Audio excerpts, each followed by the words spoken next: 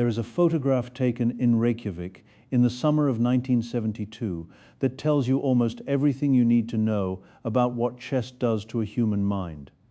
Bobby Fischer, the most gifted player the Western world had ever produced, is sitting alone at a chessboard in an empty auditorium, hours before the most politically charged match in the history of the game.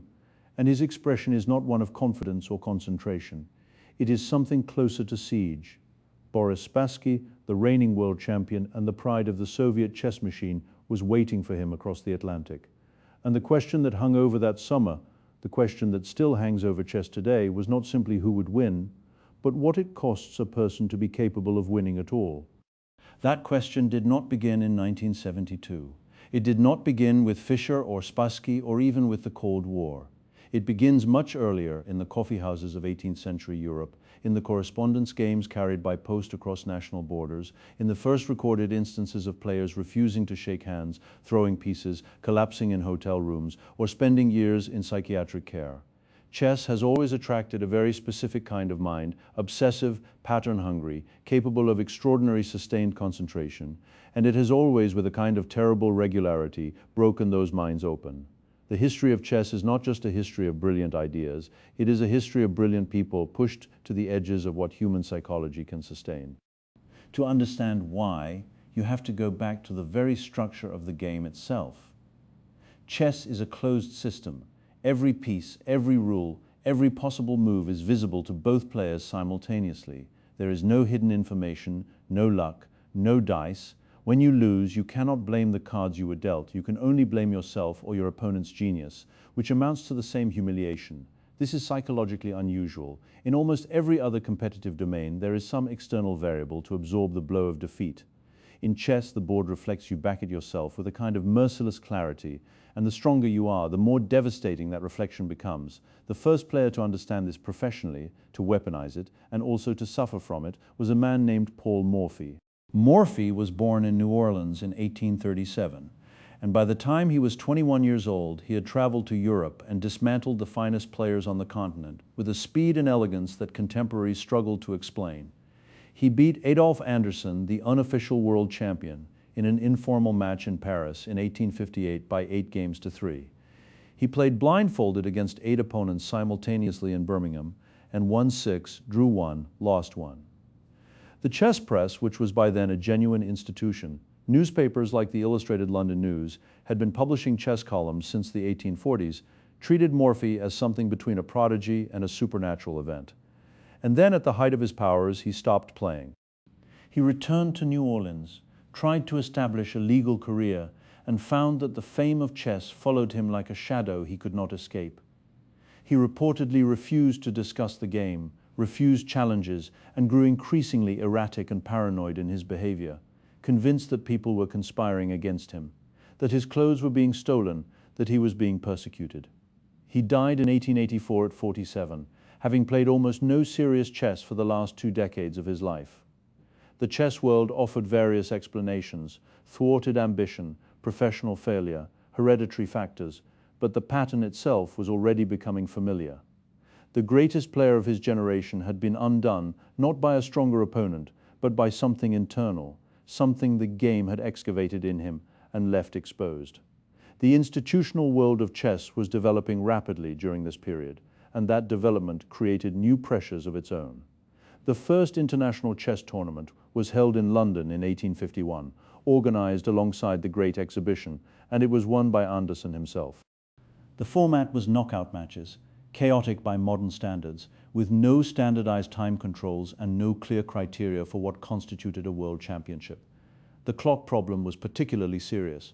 Games could last for days, with players taking hours over single moves, sometimes leaving the board for meals or sleep, returning to positions that had been physically preserved under a cloth. The introduction of the chess clock, a mechanical device with 2 faces that allowed each player's thinking time to be tracked separately, was one of the most consequential innovations in competitive chess history, and it arrived gradually through the 1860s and 1870s, becoming standard in serious play by the 1880s. It changed the psychology of the game profoundly. Now time was a resource that could be managed or squandered, and the pressure of a ticking clock introduced an anxiety that purely positional calculation had never quite replicated. Wilhelm Steinitz, the first undisputed world champion, understood this new competitive landscape better than almost anyone. He was an Austrian-born player who had settled in London, then New York, and who developed what became known as the positional school of chess, the idea that games were not won by romantic sacrifices and brilliant combinations alone, but by the slow accumulation of small advantages, the patient building of structural superiority. His 1886 match against Johannes Zukertort in New York, St. Louis, and New Orleans, played over weeks across multiple cities with enormous public interest and newspaper coverage, is generally recognized as the first official World Championship match. Steinitz won 10 games to 5, but Steinitz too ended badly. He died in 1900 in a New York asylum, reportedly having suffered a mental breakdown, having lost his title to Emanuel Lasker 6 years earlier, and having never recovered from the defeat. There is a persistent story, impossible to verify and probably apocryphal, that he claimed to have played God at chess and won. Whether or not he said it, the story has stuck because it captures something true about what chess does to the relationship between a player and reality. Emanuel Lasker held the World Championship for 27 years, from 1894 to 1921, longer than anyone before or since. He was also a mathematician and philosopher, and he wrote extensively about the psychology of chess competition in ways that were unusual for the era. Lasker believed that chess was not purely a battle of calculation, but of will, that a player could make objectively inferior moves that were nonetheless psychologically optimal against a specific opponent, moves designed to create discomfort rather than demonstrable advantage. This idea was controversial and remains controversial, but it points to something real about the game at the highest level, that the human sitting across the board is not a computer processing optimal responses, but a person with fears, habits, and breaking points. Lasker was particularly skilled at identifying and exploiting those breaking points. He was also, by most accounts, extraordinarily difficult to deal with off the board, prone to extended contract disputes and financial arguments that delayed or prevented matches for years. The first half of the 20th century saw chess become a genuinely global institution, with national federations, standardized rules, and eventually FIDE, the Fédération Internationale des Échecs, founded in Paris in 1924. But the most consequential development for the psychology of chess players was not organizational. It was geopolitical. After the Russian Revolution, the Soviet state recognized chess as a tool of ideological projection and began investing in it systematically. Chess clubs were established across the Soviet Union, training programs were developed, and the best players received state support, access to analysis teams, and the kind of institutional backing that Western players could only dream of. The Soviet chess school, as it became known, was not a single coherent philosophy, but a culture of collective preparation, teams of analysts working together on opening theory, endgame technique, and psychological preparation for specific opponents. By the 1940s and 1950s, Soviet players had come to dominate international chess so thoroughly that the World Championship became, in effect, a closed competition within a single country. Mikhail Botvinnik, the patriarch of the Soviet school, won the World Championship in 1948 and held it with 2 interruptions until 1963. He was a trained electrical engineer, methodical and disciplined, and his approach to chess preparation was essentially scientific, systematic analysis of his own games and his opponent's games, rigorous physical conditioning, careful management of his schedule around tournaments. He wrote about his methods in detail, and those writings became foundational texts for generations of Soviet players. But even Botvinnik's system had limits. When he lost his title to the young Mikhail Tal in 1960, the chess world was confronted with something that no amount of systematic preparation had seemed to account for. Tal was from Riga, Latvia, and he played chess in a way that seemed to violate the principles of the Soviet school almost entirely. He was a tactical wizard, a player of wild, almost hallucinatory combinations, willing to sacrifice material on the basis of intuition that he himself sometimes struggled to justify analytically after the game. He was also, by many accounts, a deeply strange and charismatic presence at the board. His eyes, large and intensely focused, became famous in chess circles, and there were opponents who genuinely believed he was trying to hypnotize them. Whether or not there was anything to this, the psychological effect was real. Players who sat across from Tal frequently reported feeling destabilized in ways they could not quite articulate. Botvinnik won the rematch in 1961, applying his systematic preparation to neutralize Tal's chaos. But Tal's brief reign had demonstrated something important, that psychological disruption was as valid a weapon as theoretical preparation, and that the boundary between chess genius and psychological instability was, in some players, almost non-existent. Tal suffered from serious health problems throughout his career, kidney disease that required multiple operations and played through physical pain that would have ended most professional careers. He continued playing at the highest level until the 1980s and remained one of the most beloved figures in chess history, celebrated not just for his results but for his willingness to embrace risk and complexity in a way that felt genuinely human. But the story of his championship reign and its aftermath is also a story about what happens when a player's style is inseparable from their psychological constitution, when the way you play chess is not a technique you apply but an expression of who you are, and when the game therefore demands not just your concentration but your entire self. The Cold War context made all of this more intense by several orders of magnitude. When a Soviet player lost to a Western player, it was not simply a sporting defeat, it was a propaganda event. The resources of an entire state apparatus were directed at preventing such outcomes, and the psychological pressure on Soviet players to perform was therefore not merely competitive but political. This pressure produced extraordinary chess, but it also produced extraordinary suffering.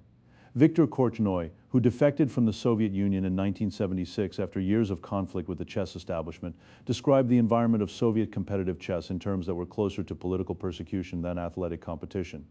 His family was prevented from leaving the Soviet Union after his defection, and when he played his world championship matches against Anatoly Karpov in Baguio City in 1978 and Murano in 1981, the off-board conflict was so intense that it became almost impossible to separate from the chess itself. The Baguio match in particular descended into a kind of institutional paranoia that would have been comic if the stakes had not been so high. Korchnoi's team accused the Soviet delegation of using a parapsychologist named Vladimir Zucar to psychologically interfere with Korchnoi during games. Korchnoi's team responded by bringing in members of the Ananda Marga religious movement to sit in the audience and counter the alleged psychic influence. There were formal complaints about the color of chairs, the composition of yogurt delivered to players during games, and the precise angle at which a Soviet official was sitting in the front row. Karpov won the match, but the circus around it illustrated something that had been building in chess for decades, that when the stakes are high enough and the pressure sustained enough, the line between competitive strategy and psychological breakdown becomes very thin indeed. And then there was Fischer. Robert James Fischer of Brooklyn, New York, was perhaps the most naturally gifted chess player who ever lived, and almost certainly the most psychologically tortured. His path to the 1972 World Championship match against Spassky in Reykjavik was littered with walkouts, forfeited games, impossible demands, and behavior that alienated virtually everyone who tried to help him. He had won the United States Championship in 1957 at the age of 14. He had published his famous collection of 60 games, annotated with a ferocity and self-confidence that was almost shocking, in 1969. He had demolished the Soviet players in the candidates tournament of 1970 and 1971 with a series of results, including a 20-game winning streak that had no precedent in the history of elite chess. But the match in Reykjavik almost did not happen. Fischer missed the opening ceremony. He forfeited the second game by refusing to play because of his objections to the presence of cameras. He made demands about prize money, playing conditions, and board placement that were so extreme that Henry Kissinger reportedly called him to urge him to play for the honor of his country. That detail may be slightly embellished in the retelling, but the call itself is documented. Fischer eventually played, and what followed was one of the most extraordinary sporting events of the 20th century. He won the match 7.5 points to 2.5, becoming the first American world champion. The games themselves were of the highest quality, particularly his sixth game, in which he played the Queen's Gambit for the first time in his career, produced a masterpiece of positional chess, and won in a manner that Spassky himself reportedly applauded at the board. After Reykjavik, Fischer disappeared. He refused to defend his title in 1975 against Anatoly Karpov, citing conditions he knew FIDE would not accept, and was stripped of the championship. He spent the next 2 decades in a kind of voluntary exile, emerging occasionally to make public statements of increasing incoherence, many of them anti-Semitic in nature, before his death in Iceland in 2008. The chess world has never quite agreed on how to hold Fischer's story. His games are studied everywhere. His opening innovations, the Fischer random variant, his contributions to the Sicilian and the Ruy Lopez, remain influential. But his life after chess is a record of a mind that the game had shaped into something that could not function outside it, and then abandoned. The computer age introduced a new and different kind of pressure. When Deep Blue, the IBM supercomputer, defeated Garry Kasparov in their 1997 rematch in New York, winning the deciding sixth game after Kasparov resigned in a position that later analysis showed was actually drawn, the psychological fallout was significant. Kasparov was convinced that the machine had been assisted by human grandmasters during the match, a claim that IBM denied and that has never been substantiated, but which speaks to the specific anxiety that computer chess introduced. The fear that you cannot trust the environment you are playing in, that the opponent across from you may not be who or what they claim to be. Kasparov demanded access to the computer's log files and was refused. He withdrew from the match, and the controversy has never been fully resolved to his satisfaction. That anxiety metastasized in the internet era. Online chess, which exploded in the 2000s and reached extraordinary levels of participation during the COVID-19 pandemic, created conditions in which cheating with computer assistance became both easy to execute and difficult to prove. The Hans Niemann controversy of 2022, in which Magnus Carlsen, the reigning world champion, withdrew from the Sinquefield Cup after losing to Niemann and implied without explicit statement that he suspected cheating, triggered one of the most divisive and legally complicated episodes in modern chess history. Chess.com released a report claiming statistical anomalies in Niemann's online games. Niemann sued Carlsen, Chess.com, and others for defamation. The legal case was eventually settled out of court. The statistical methods used to assess cheating were disputed by experts in probability and game theory. Nobody was definitively proven guilty or innocent, and the episode left a residue of suspicion over online chess that has not dissipated. What the Niemann controversy revealed was not simply a problem with cheating detection. It revealed the degree to which chess at the elite level had become a game played in the shadow of perfect computer analysis, a game in which every move is immediately evaluated against the optimal response, in which human creativity is measured against a standard of machine perfection, and in which a single brilliant game can now generate suspicion rather than admiration. This is a genuinely new psychological burden. Players who grew up in the pre-computer era learned chess as a human endeavor, with human standards of excellence. Players who came of age after the engine revolution learned it in the constant presence of a standard they could never meet, and the effect of that on how they understand their own play, their own worth, their own genius, is something the chess world is only beginning to reckon with. The professional circuit itself has always been a machine for producing stress. Consider what a top-level tournament actually demands. 6 or 7 hours of concentrated play per day, sometimes for 2 weeks at a stretch, in a silent hall where every facial expression is photographed and every move is broadcast to millions of viewers with real-time computer evaluation. You're expected to calculate 15 to 20 moves ahead in positions of enormous complexity, to manage your clock, to read your opponent's psychology, to suppress your own emotional responses to setbacks, and to do all of this while physically exhausted, often in a foreign country, often with your personal and financial circumstances tied directly to the result. The Norwegian Chess Championship in 2014 introduced lie detector tests for players, not as a formal anti-cheating measure, but as a publicity stunt which somehow made it worse. The symbolism was unmistakable. The game had reached a point where trust between players could not be assumed. The Soviet chess schools produced players of extraordinary resilience, but they also produced players who had been so thoroughly shaped by institutional chess culture that they struggled to exist outside it. Alexander Alekhine, the world champion from 1927 to 1935 and 1937 to 1946, died in his hotel room in Estoril, Portugal in 1946 alone, his title still technically held in circumstances that have never been fully explained. The official cause of death was choking on a piece of meat, but the circumstances, a man who had collaborated with the Nazi occupation of France, who had been ostracized by much of the chess world, who had been drinking heavily, were more complicated than the official record suggests. He had written anti-Semitic articles during the occupation, articles he later claimed had been fabricated or distorted, and the question of his culpability and his isolation in his final years is one of the more uncomfortable episodes in chess history. Alekhine's story, like Morphy's, like Steinitz's, like Fischer's, follows a pattern that is too consistent to be coincidental.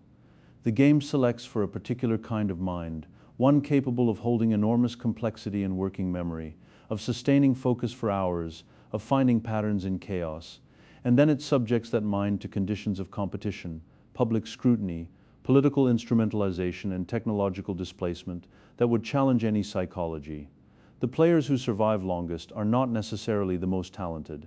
They are the ones who find some way to maintain a relationship with the game that does not require the game to be everything. Karpov, who dominated chess for a decade after Fischer's abdication, was methodical and institutional in his approach. Supported by the Soviet apparatus, and while he was not without his own pressures, he represented a kind of sustainable professionalism that the romantic geniuses before him had never quite achieved. Kasparov, who defeated Karpov in their epic World Championship matches of 1984, 1985, 1986, 1987, and 1990, matches that were themselves political events, with FIDE, the Soviet Chess Federation, and the players' personal ambitions all in constant conflict, retired from professional chess in 2005 and moved into political activism. He has spoken openly about the psychological demands of elite chess and about the relief of stepping away from a world in which every decision was scrutinized against a standard of perfection. His retirement at 41, at a time when he was still ranked among the world's best, was widely interpreted as a recognition that the game was taking more than it was giving. Magnus Carlsen, who has dominated chess since his first World Championship victory in 2013, announced in 2023 that he would not defend his title again, citing a lack of motivation to play the long match format. He has continued competing in rapid and blitz formats, and his withdrawal from classical chess's highest stage was not a breakdown but a choice, a deliberate recalibration of his relationship with the game. But even Carlsen, who is by temperament more stable and publicly self-aware than most of his predecessors, has described the psychological cost of sustained elite competition in terms that echo what players have been saying for a century and a half. The preparation is total, the scrutiny is total, the standard against which you are measured, the computer's perfect play is inhuman, and playing against it, even indirectly, even as a ghost in the analysis room, changes what the game feels like from the inside. What chess history shows, when you lay it out from Morphy to the present, is not that chess players are uniquely fragile people who happen to choose a difficult game. It shows something more specific and more troubling, that the game's particular combination of total transparency, zero luck, and infinite complexity creates a competitive environment that rewards certain psychological traits, obsessiveness, perfectionism, the capacity to find personal meaning in abstract calculation, and then punishes those same traits with a precision that most competitive environments cannot match. The board does not lie, the clock does not forgive, the computer does not care, and the player sitting across from you in that silent hall under those lights is doing everything they can to find the exact moment when your certainty breaks. The history of chess is full of brilliant people who found that moment before their opponents did, and full of brilliant people who did not survive the finding. The game has given us some of the most beautiful intellectual achievements in human history, games of such elegance and depth that they are still studied and admired 100 years after they were played. It has also given us a long, quiet procession of minds that were shaped by chess into instruments of extraordinary precision, and then, when the precision was no longer sufficient or the game was no longer playable, found that they had been shaped into something that did not fit anywhere else. That is not a reason to stop playing chess, but it is a reason to be honest about what the game asks of the people who play it best, and about what it has always, in the end, taken in return.